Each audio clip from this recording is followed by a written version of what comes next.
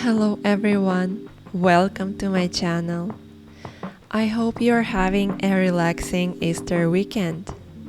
In today's video, we will be coloring a beautiful Easter egg with the feathers. But before we dive in, I would like to remind you to hit the like button and subscribe to my channel. Your support means a lot to me. If you have any questions or suggestions for future videos, please feel free to leave them in the comments below. I have attached the coloring page for this video along with a step-by-step guide on how to color this lovely Easter composition, and of course the color palette I'll be using in this tutorial. You can find the link in the description.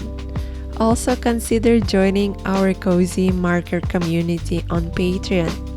As a member, you will have access to over 20 video tutorials, step-by-step guides, coloring pages, and other helpful content.